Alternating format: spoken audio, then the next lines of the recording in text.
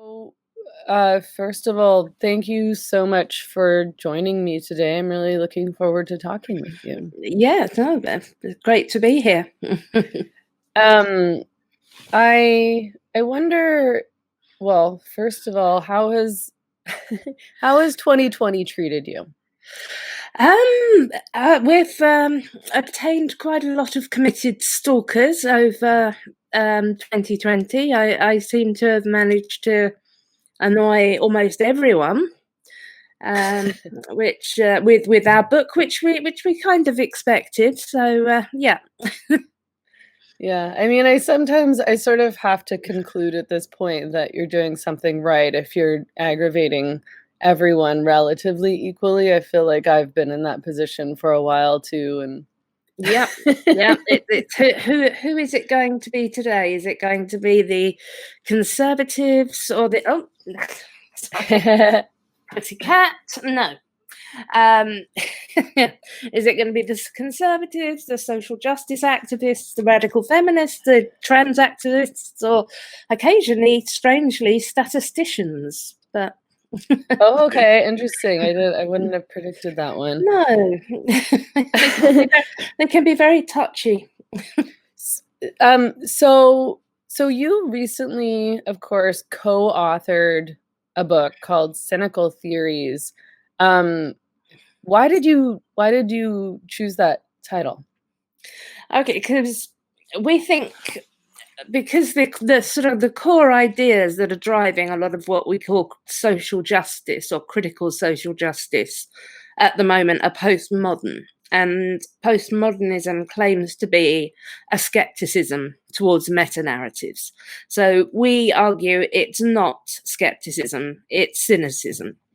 It starts with a certain conclusion that everything is about power and discourse and cultural constructs in service of the powerful, and then it draws its conclusions from that. So we, coming from as we do the sort of new atheist moment, we think that there's a healthy skepticism that that belongs with liberalism, that belongs with science and reason, and that these current theories that we're seeing are not skeptical at all. They're very sure of themselves and they're cynical.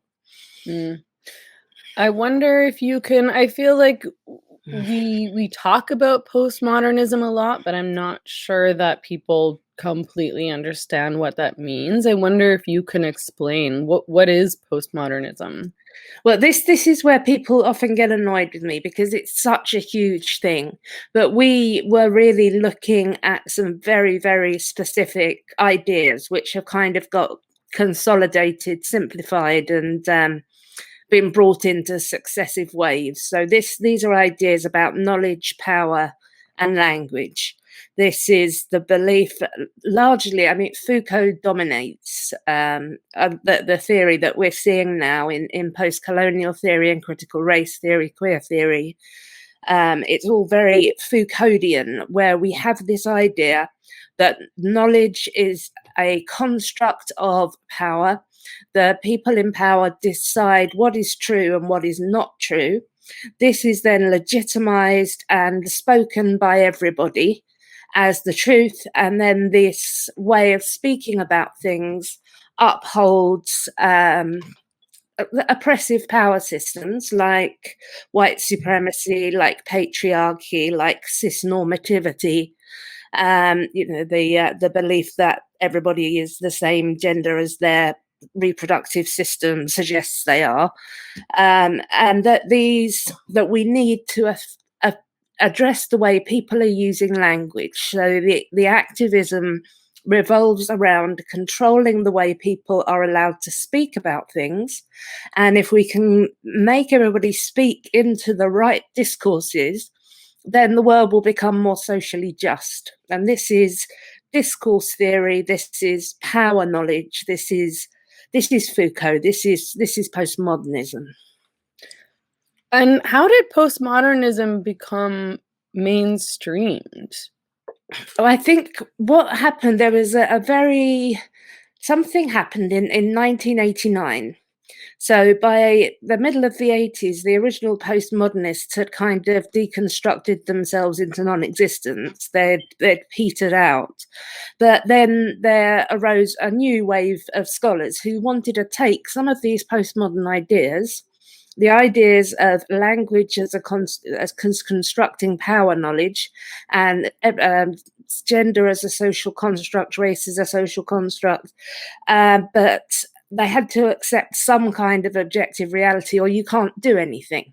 So in 1989, we see people like Mary Poovey writing feminism and deconstruction, and she says we have to use some of these postmodern ideas to break down stereotypes, but we can't say there's no objective truth or there's no such thing as women. We can't advocate for women unless there is such a thing as women.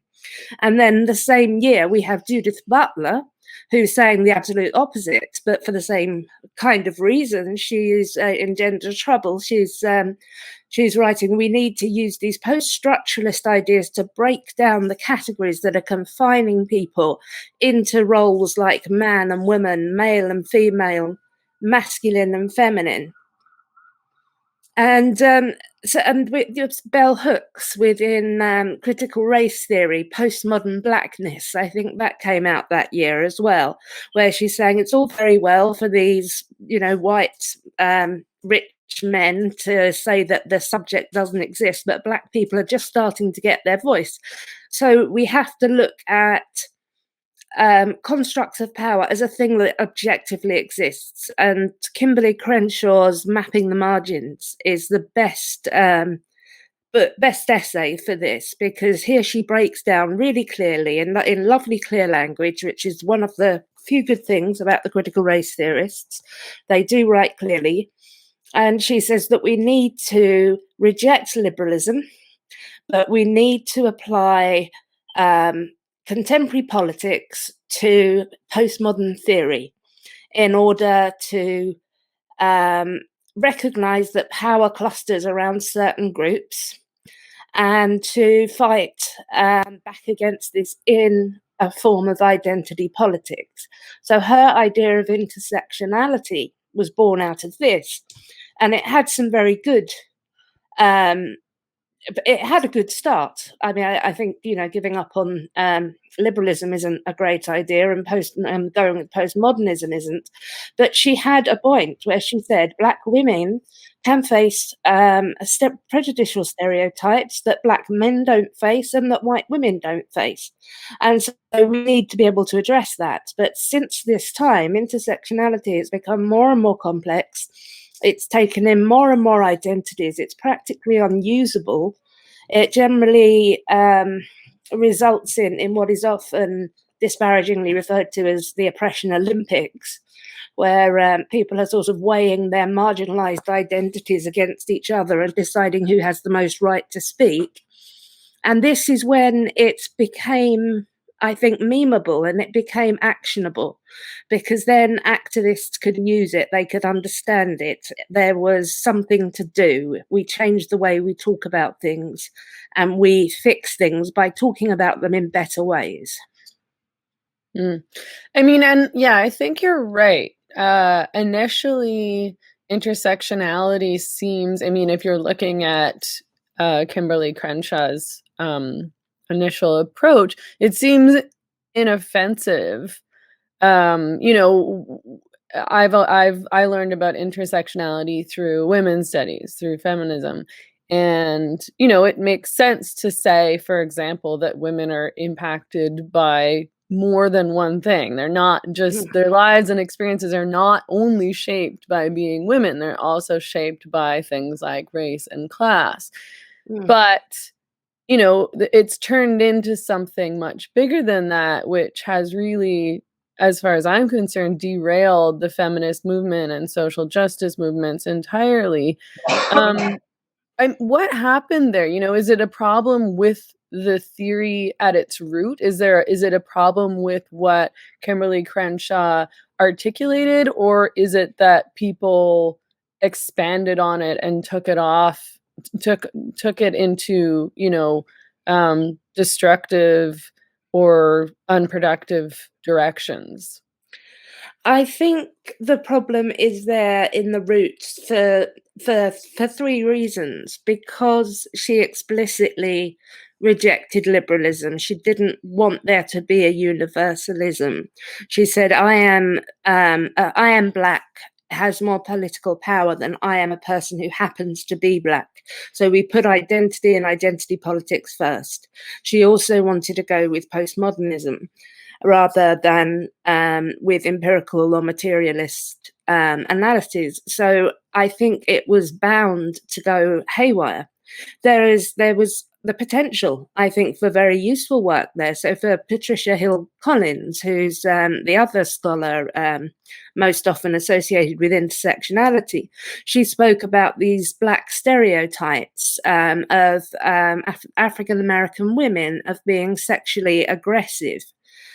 Which isn't a stereotype that applied to white women. So this could discourage the employment of black women in an office situation, and it wouldn't apply to white women. So there needed to be some way to get at this, to say this person is experiencing discrimination because she is both black and a woman.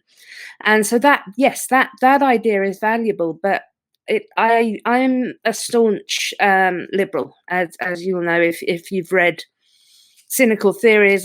We get very evangelical about liberalism, and we think that taking social significance out of identity is the way forwards, whereas the current theorists want to put significance back into it. To a greater degree. And I don't think that works with human nature. Recognizing each other as humans first, that different groups can certainly have different disadvantages, but that we're to overcome those. I'm not to assume that because you are a woman, you're going to be nurturing and interested in reality TV or something like this. You know, I don't make assumptions on you because of your identity. That was the plan of liberalism. But this kind of strategic essentialism, now that's Gayatri Spivak who spoke of strategic essentialism, but it really kind of dominates everything now.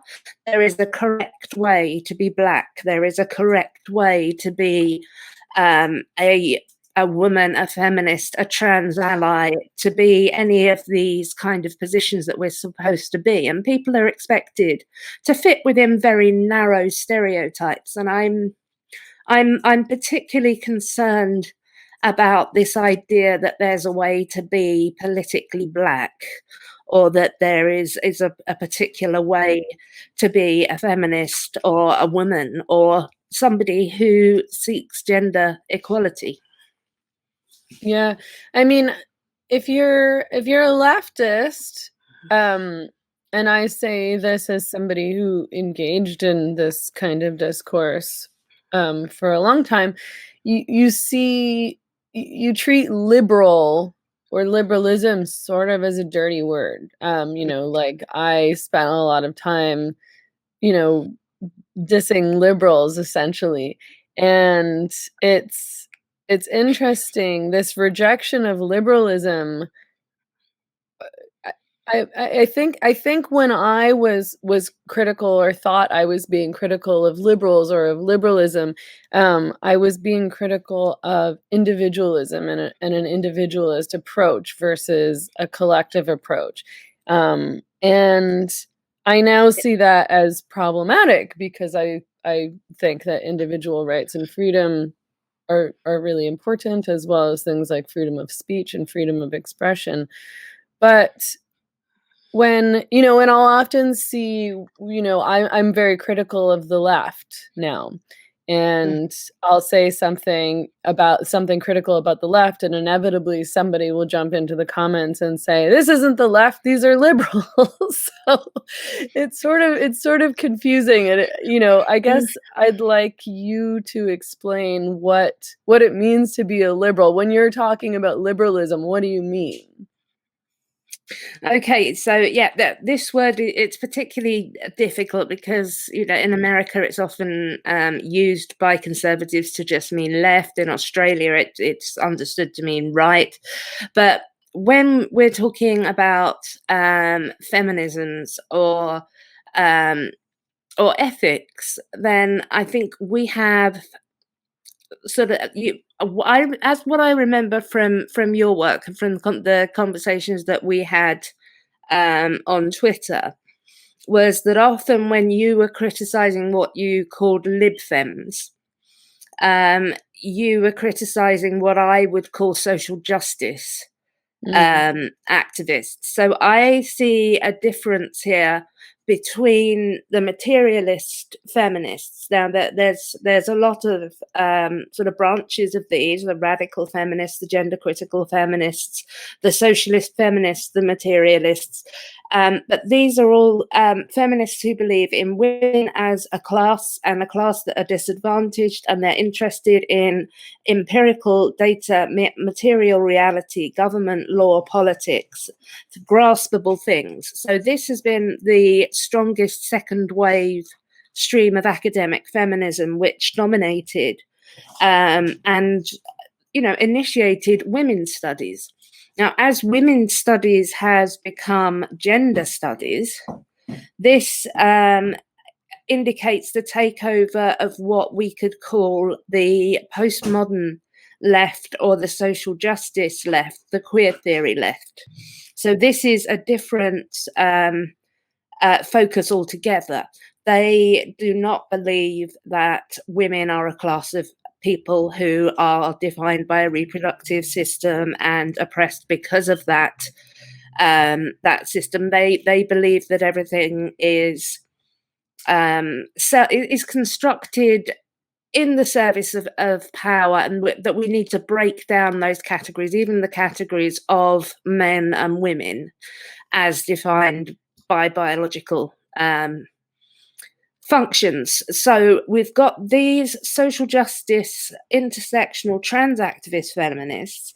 Then we have the gender critical feminists. They are constantly arguing with each other, with the trans activists accusing the gender critical feminists of being transphobes, and the gender critical feminists often accusing them of being misogynists. And then I would say there are the liberal feminists who don't fall into either camp.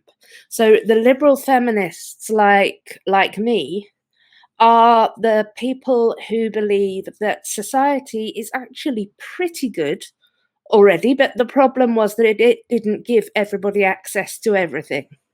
So my mother was a second wave liberal feminist, and she her activism involved getting Lloyds Bank to open up accountancy exams to women, which they didn't do at that time, to be able to get a mortgage without a male guarantor.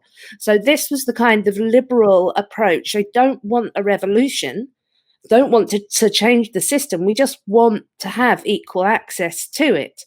So the materialist feminists tend to be critical of us because we're not seeing, we are individualistic. We're not looking at women as a class opposed to men as a class, and thinking in a collective way, which often radical feminists feel is necessary to address injustices. And we're opposed by those coming from the critical social justice tradition, really explicitly, particularly in critical race theory, which sort of underlies intersectionality, because we're not revolutionary. We don't want to turn everything upside down.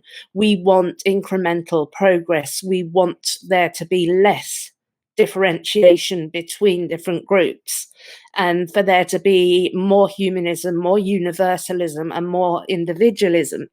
So they don't like that either. So I often see the social justice left will often refer to me as a TERF, because I will point out that women's spaces need to be protected in certain cases, especially when it comes to safety, like in prisons, and women's courts need to be protected.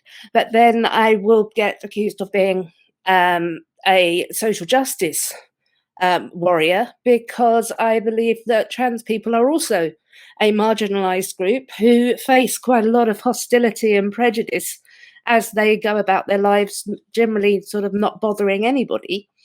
And this is where people will accuse liberals like me of being happy with the status quo.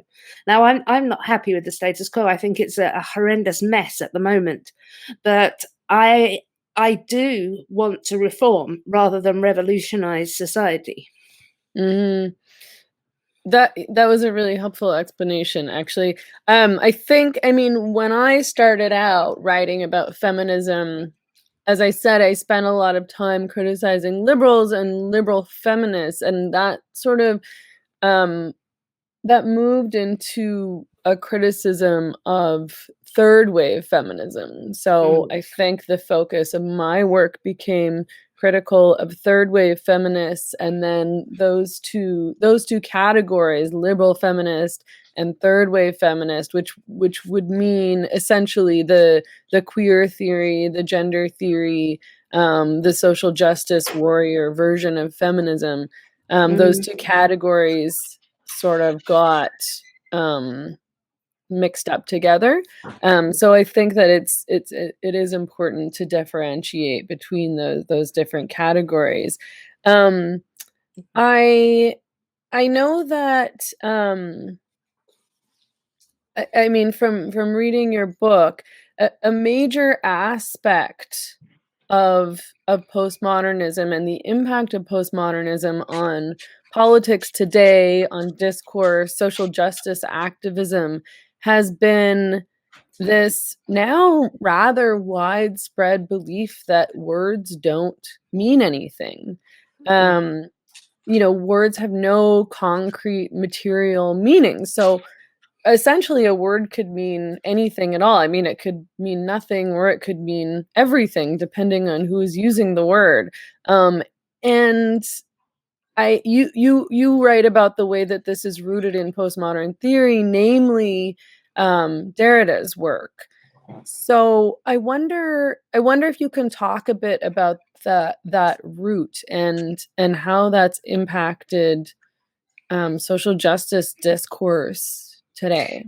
This is where we get a really strange mix at the moment, because we see within the queer theorists the idea, the very Derridean idea, and also in some of the post-colonial theorists, that language really doesn't mean anything. Whatever the speaker meant is no more authoritative than the interpretation of the hearer. So that has continued. We will hear often that intention doesn't matter, it's impact. So we will hear, for example, that if I compliment a Black speaker on giving an excellent speech, she could interpret that as me being surprised that she could give an excellent speech because I didn't believe Black people could do that. So then it wouldn't matter that what I intended, but what would matter would be the impact on her. So we see this kind of death of the author thing continue into the current day, where we rename words, we interpret things. There isn't an expectation that you're necessarily going to answer what has been said to you. It's as though there's a web of discourses around everything, and if you use one or two trigger words, which are often referred to as dog whistles, then people will just fill in the whole puzzle and they can respond to anything else within that whole zone. So you are just pigeonholed within this belief system because of a certain word you've used and what that's understood to mean.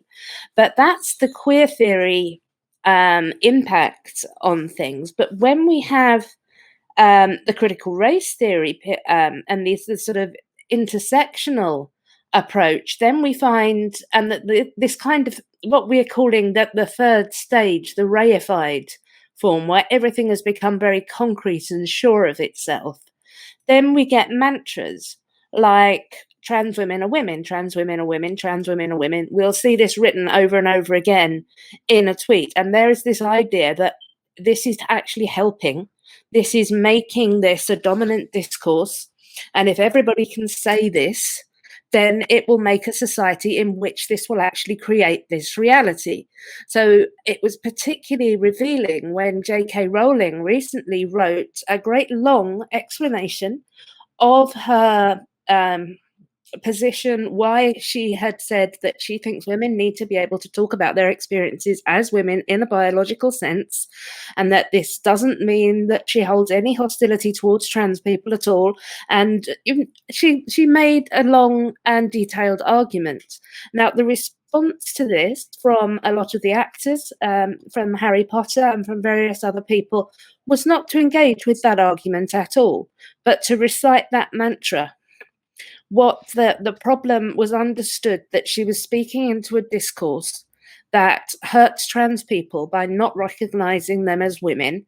And so that needed to be counteracted very, very quickly by trying to punish her, trying to cancel her, which isn't possible because too many people love her work, but to really denigrate her as a terrible person, the things that are being read into her work now because of this, and to counteract it with that mantra, trans women are women, to just try to restore the right balance. So we think, James, Lindsay and I, when we're talking about this, we think we're in a kind of a stage of late postmodernism, which is a battle of narratives, because we see this on the right as well. We see this with characters like Donald Trump. You know, it doesn't matter that he said something, he is on film saying something, you can show him himself on film saying it, he will still deny that he ever said it, his followers will deny that he ever said it.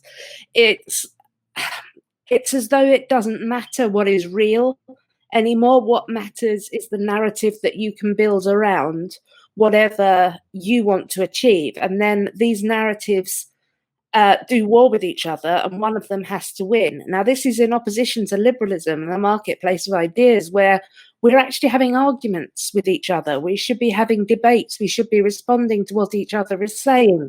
Maybe there can be a compromise in some cases. Maybe we can shift someone slightly in some cases. This is, I think, the aim of a secular liberal democracy. But what we have now, and I think social media is a great deal to do with this, is warring narratives where truth is not really a consideration for any party. Mm-hmm. Yeah, and I mean, and the trans women are women mantra is a really good example of this. I've of course experienced this many times. I mean, anything that you say that's critical of trans activism or trans activist narratives or gender identity ideology, or even just to speak about protecting women's spaces and women's sex-based rights, as you say, the response will often just be trans women are women, as though that's what the debate is. You know, they won't actually respond to, you know, J.K. Rowling didn't say anything about whether or not trans women are women. I mean, it should be acceptable to talk about biological sex and to acknowledge that people do have biological sex and that you can't change biological sex. But that's not what she was talking about. She was talking about protecting women and girls. She was talking about domestic violence, violence against women, women's spaces, and her concerns around the impacts of gender identity ideology and this legislation and these policies which allow biological males to access women's spaces. And, you know, it's impossible. We can't even have a conversation. So we're not talking to one another. And I've found it completely impossible to talk about gender identity ideology, women's rights with those on the other side of the debate. You know, so the ones who are repeating trans women are women, call them trans activists or gender activists, gender theorists, whatever. But I mean, I sort of wonder if that talking past one another is intentional. Do people realize that they're intentionally avoiding having a real conversation? I think that there is an element of this, because one of the projects that I'm hoping to get to soon is I want to get conversations going between gender critical feminists who recognize that trans people often have a harder lot in life than a lot of other people, and that this matters, and a trans activist who recognizes that women's sports and spaces do need protecting. Women being concerned about this are not being hateful. There are biological differences, and if like we can get reasonable people to be having a conversation, then we are getting closer to actually finding a solution, because this shouldn't be a zero-sum game. It shouldn't be that we can either protect biological women or we can protect trans people. We should be able to accept that trans people can, for the most part, just go about their lives as feels right to them without having being bothered or harassed by anybody at all, but that they can't straightforwardly be accepted as women in every situation for reasons of safety and fairness. If a conversation can happen, then we could move forward, but at the moment we can't. And the problem I find isn't always entirely on the trans activist side. Often it is. Yes, we're just shut down with trans women are women, but there's also, I think, a lot of gender critical feminists who don't want to look at the problem as it actually is either. They will kind of feed the trans activism into a men's rights activism and consider it a manifestation of the patriarchy trying to take over the very identity of women. And if they are calling trans activists misogynists and men's rights activists, this isn't going to get through to a trans activist who believes herself to be supporting a valuable group, a vulnerable group, rather. Which that people need to address what the other person actually believes. We need trans activists to accept that gender critical feminists don't hate trans people, and gender critical feminists to accept that trans people are not misogynists. So it's Right. I mean, I think that you're right that there can't be a blanket approach to discourse, because in some cases, I mean, I've interacted with trans activists and feminists and the general public and people who aren't engaged with this issue at all more than probably almost anyone. And it's true that some trans activists do behave like hateful misogynists and say disgusting things about women and threaten me and so on and so forth. Some people think that they're doing the right thing. Some people think that they're protecting a marginalized group. Some people don't understand the issue at all and don't understand why it matters to accept self-identified trans women as women. They're like, why not? Like, live and let live. And of course, I would also say live and let live if we weren't talking about legislation and policy. I don't particularly care how somebody wants to dress or live their life privately. But what I have encountered over and over and over again is a refusal to engage in debate. So a lot of people have tried to, and I want to debate. I like to debate. I want to defend my positions. I like having conversations, even when there's conflict and disagreement. I really want to clarify my concerns, and I want to hear from other people. Like, I want us to stop talking past each other. But the trans activists will not engage in debate. The amount of people who have tried to organize, so I think that we're talking about online conversations a lot of times, and I agree it doesn't really go anywhere. If you're yelling, misogynist at somebody and they're yelling TERF at you, it's not going to go anywhere. But I see that in your approach. I've looked at your feminism for some years, and I see you coming from a materialist position. This position, it values dialectic.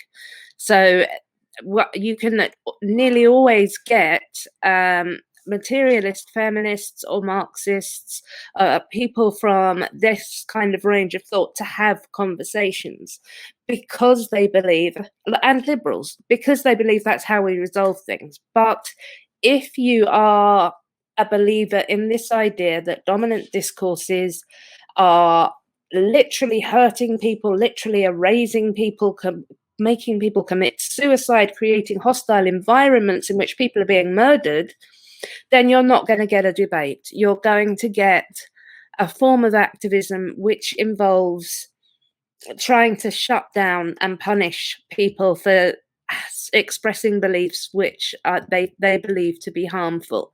So this is why I find myself now, even though I am, I think I'm in neither. I don't agree with the queer theorists, trans activists of that worst kind, almost at all, and I often disagree with the gender critical feminists on many issues.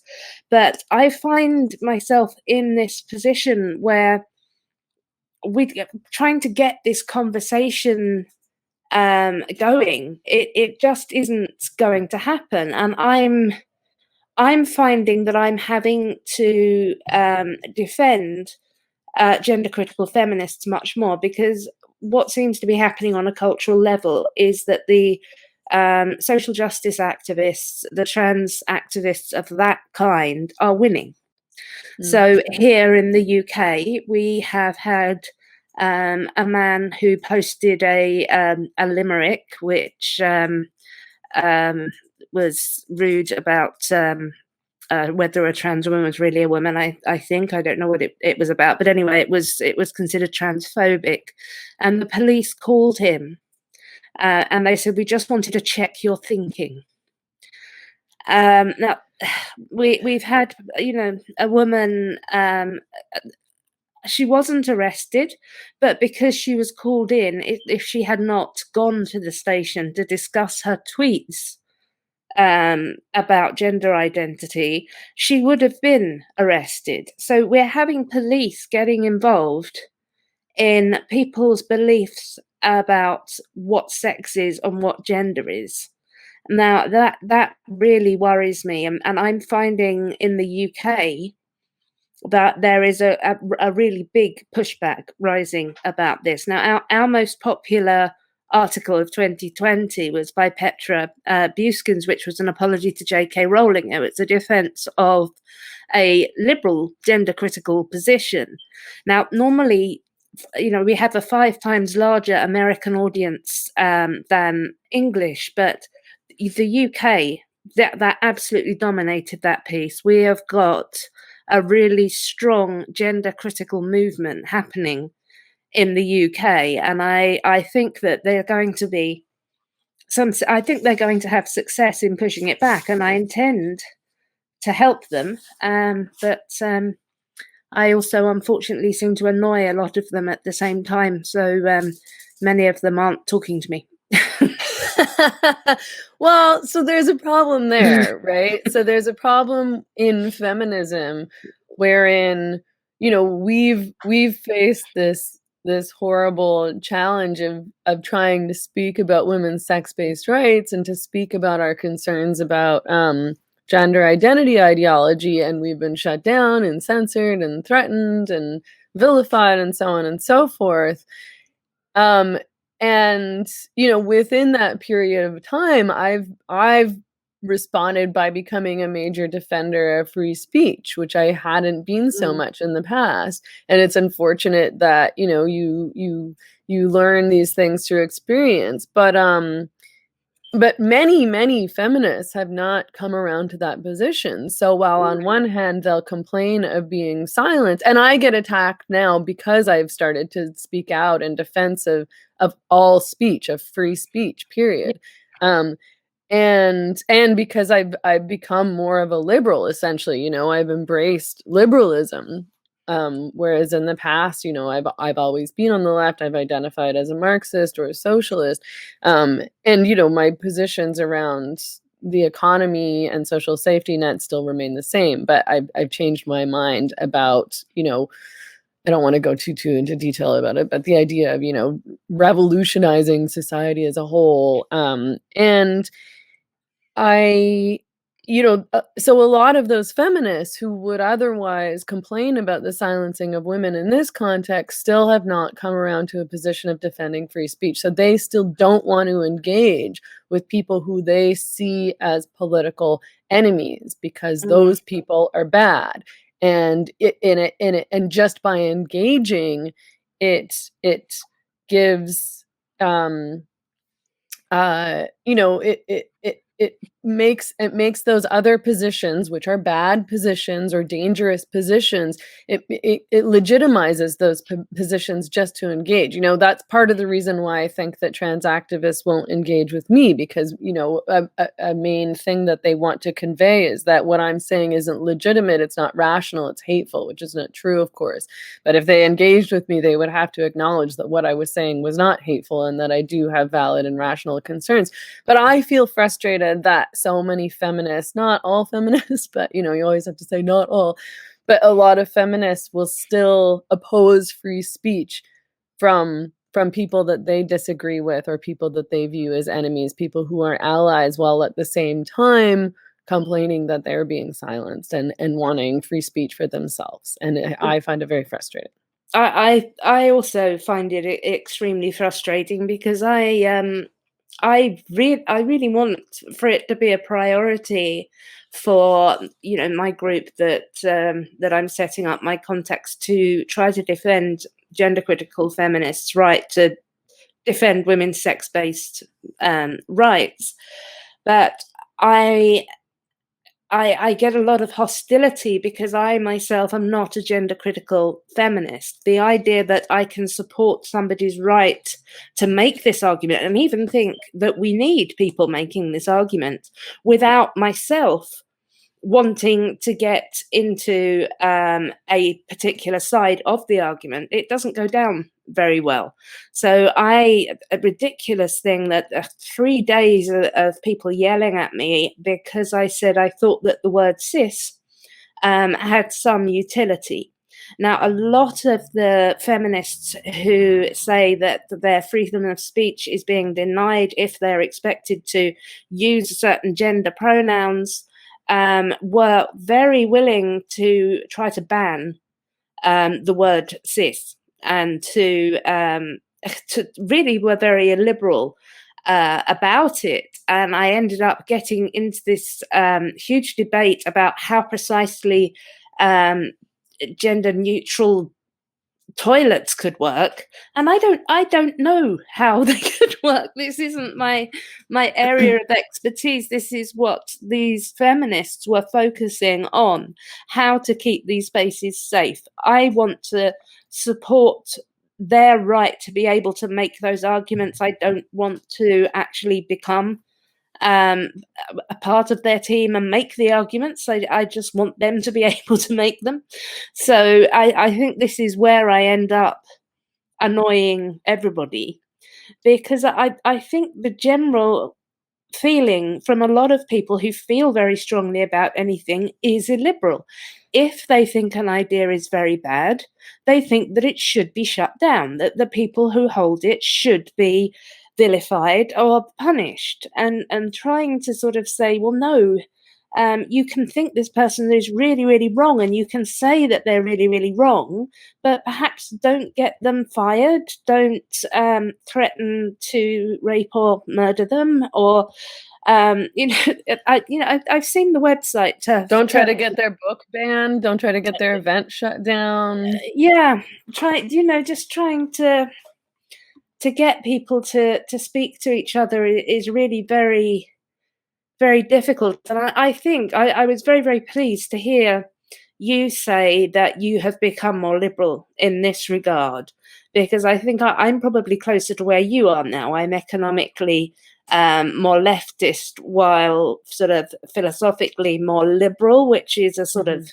centrist position, I suppose, because it's accessible to both sides. It's an individualist freedom, and this is what I think we need. I managed to find one trans woman who was willing to have a reasoned debate about this, and unfortunately, I was quite excited because I keep looking for people who will actually enter into the conversation with assuming the other person has good motivations and being prepared to listen to their concerns. And this young woman, she's a trans woman, but I will call her a young woman. She was willing to do this. And then I discovered that her mental health wasn't strong enough for me to put her in a position where she would be likely to get such a backlash. And I haven't been able to find anybody. So if you can find me people, anybody out there can find me liberal minded, gender critical feminists or trans activists who are willing to come together and have these conversations dealing with what each other is actually saying, assuming that the other isn't a hateful monster, that they're advocating for different groups, but this isn't a zero-sum game. There can be a solution here. Yeah, I agree. I mean, I have tried, and I was contacted by the Monk debates in the summer or late spring of this year because they wanted to have a debate around trans activism and women and the impact on women's rights. And I said, of course, I would do that. And they were unable to find any person to debate me. They not a trans woman, not an academic who's supportive of gender identity ideology, not any, I suggested a whole list of names of people that they could contact in law and academia and activism, writers, and no one would do it. So if there are people out there who are willing to engage in a debate, then I would like to know also. And this is, like I said, this has happened to me more than once. When I was in New Zealand, they tried to organize a debate on the news channel, and they couldn't find anyone to debate me. So they just did an interview with me, which I really enjoyed. I mean, I was happy to have the opportunity to share my views as always. But it's very strange to me that nobody will even sit in a room with me to talk with me, because I'm not that bad. I have I don't think I exactly am the anyway. same problem. I can't, I don't have evidence that it's specifically because of me, but I was invited to be on a panel about intersectional feminism, and then everybody else on the panel suddenly dropped out for one reason or another. The same thing happened when I was supposed to be on a panel about whether we need to decolonize the curriculum. The two people arguing that we do suddenly discovered they had other things. I was accepted to speak, to take part at a symposium about whether we need to decolonize STEM. And then somebody Googled me and I was disinvited. That's the only time I've really had overt evidence. I was disinvited. I was going to use the work of Mira Nanda. I don't know if you know her. She's one of my favorite materialist, feminist, post-colonial scholars. And she argues that the whole idea that science and reason are white masculine things are racist and sexist. And I love her. And I was going to use her work to argue against this whole decolonized STEM thing. And apparently arguing this would make the other contributors unsafe. Right. Saying that science doesn't belong to white people is unsafe. It's dangerous in some way to the mental well-being of other people. It's a ridiculous situation we find ourselves in. Yeah, it really is. I wanted to talk to you about that concept, actually, to move on from the whole gender identity thing, decolonization. So we hear this all the time. I remember, when I was doing, so I have a BA in women's studies, and I have a master's degree in gender, sexuality, and women's studies, and that's because the department changed names partway through my degree and became gender, sexuality, and women's studies instead of just women's studies. But when I was doing my master's degree, we had textbooks literally called like decolonize this. And this was like, 10 years ago. So things have gotten even more intense now. this kind of language. But, like you'll see all the time. Like I actually looked yesterday, I looked up the word decolonize on Twitter just to find examples of how it was being used. And I've been seeing this for years, but so there's stuff like, there's like decolonize your mind, decolonize free market capitalism, decolonize global health, decolonize economics, decolonize yourself, decolonize math, decolonize sex work. Of course, that one has been around forever. I saw, decolonize your diet. I saw a tweet that said, decolonize tarot, astrology, numerology, and other esoteric practices. I saw one that said, one of the most powerful ways we can decolonize goal setting is by emphasizing the importance of celebration. I mean, it's literally everywhere. Decolonize feminism, of course. What does this mean? Okay, so what you often hear on the academic level is diversification isn't decolonization. And so what this means is that the diversification approach means that we include more scholars of different kinds. If we're diversifying the curriculum, we make sure that not all of the books in an English literature course are written by white men. So that's the diversification, but this is considered a problem by the decolonial scholars because that's just adding token sort of women and black people to a system. So when they want to decolonize things, they want to change the way that we're thinking. So this whole kind of the idea of having colonized time and space itself, that all of these things like maths, like literacy, even like being on time, like being polite, these are all white Western masculine constructs. And the whole sort of decolonize movement is about unthinking all of the sort of the epistemology, that the ways of obtaining knowledge that they believe belongs to white Western men. Now, this is completely ahistorical. We know that Europe lagged behind Asia considerably with the development of science and maths. We know this for centuries it did. We know that a lot of the first doctors, the herbalists, were women. So the idea that medicine, that science, that maths, that even literacy is white and Western is really very racist and sexist. So when you hear someone say we need to decolonize, we mean we need to stop thinking in a Western way about something. So one of the essays that I included in Cynical Theories, which my Twitter followers like to tease me about, is an essay about why we don't appreciate, why France and America doesn't have a greater appreciation of big black butts. And this is apparently a failure to decolonize their mindset and to appreciate twerking on a level of other kinds of artistic endeavor. So it's, I think as well that there's a kind of competition, because there's this sort of excitement where people feel like they're on the verge of discovering all the things that have been colonized and we haven't even realized it, and they can point it out. And that, yes, that can be maths, that can be science, that can be buttocks, for God's sake. It's ridiculous. Goal setting, tarot. I mean, it's interesting because I feel like so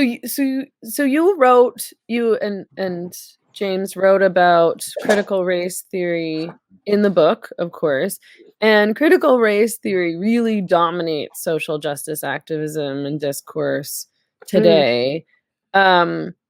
And I mean, as far as I can tell, one of the most glaring weaknesses in critical race theory is that proponents don't seem to realize that their approach to these conversations about race, which they inject into everything else, is totally Americentric. So, they approach race as though the entire globe is America and shares America's history and demographics, which see, one could call that like a colonizer approach. Yeah, I mean, this is. I was looking at a letter that somebody had written, and it was so clearly it was speaking in a British context, but it included among oppressed people the indigenous. It spoke of BIPOC, which is Black, Indigenous, and people of color. Now, Indigenous Britons are white; they're like Celts or Anglo-Saxons or whatever they are, but this idea that you can just put a concept like BIPOC, which belongs to a country which has had settlers and which has Black people and other people of different colours there, and you can just sort of apply it, put that framework over a different country, is ridiculous. We have a different system here. So, I mean, we in the UK, we have a great amount of post-colonial guilt. So, we colonized a third of the planet, exploited and starved millions of people. So, this is something that post-colonial scholars and critical race theorists, this is something that can be addressed. What is the aftermath of this? How is this working economically? Are there still unfair advantages on a global level? Yes, clearly it seems that there are, but we can't put a critical race theory, which works very much on there having been a white dominant class and a Black subordinated class, directly on top of the UK. It doesn't work like this. I heard a Black Brit say to a South Asian Brit that she needed to recognise her anti-Blackness, because this is in an American context where African Americans are seen as the least privileged group, while South Asian Americans are financially more successful and therefore seen sometimes as white adjacent. Now, here in the UK, I don't think that that's the same kind of balance. We had, when the Windrush generation came over, they were, for one thing, predominantly Christian, and they were here for longer. And then we had a wave of South Asian immigrants coming in the 80s and 90s. So when I see racism here in London, it seems to be much more related to anti-Muslim bigotry and aimed at South Asian people than it does at Black Brits. But a lot of the theorists here are still trying to work on this assumption that Black people are the descendants of slaves, and in the same way that it works in the US, and it it doesn't work. I mean, I've observed the same thing both in the UK and in Canada, where we sort of try to take American politics, history approach to race in particular and apply it to ourselves in ways that don't really make sense and therefore aren't productive. Why do you think that people do that? Why is it preferable to take these American narratives around race and apply them to places like the UK, or, for me, I've observed this happening in Vancouver, when it's not going to be effective in terms of dealing with the actual racism that's going on or the actual inequity that's going on. It would be better to understand the specific histories, circumstances, demographics, inequality, if it exists, in these places, rather than simply to repeat mantras that came from American social justice activists. Well, there you go, thinking like a materialist feminist again. So, oops. I mean, that, you know, that there are very good scholars. After we did our probe and sent a lot of ridiculous papers, some feminist geographers got in touch with us and told us they'd been concerned about the same journal that we had sent a ridiculous paper to, and the problem with getting materialist scholarship out there, I think what they were looking at was the access to medical care for women in some parts of South Asia. So their work was really rigorous and scholarly, and it needed to be respected. But it's much simpler and much more satisfying to take on this kind of this meme version, this Robin DiAngelo version. I mean, she can be read and understood by a 10-year-old, and you can then take on this simplistic narrative. You can apply it to everything. There's something very sort of satisfying and virtuous about doing that. And I think that this brings, particularly for young idealistic people, this idea of looking for evidence of, say, racism. One of the tenets is racism. The question is not, did racism take place, but how did racism manifest in that situation? Once you've found it, you are correct. So this is a game. It's a language game.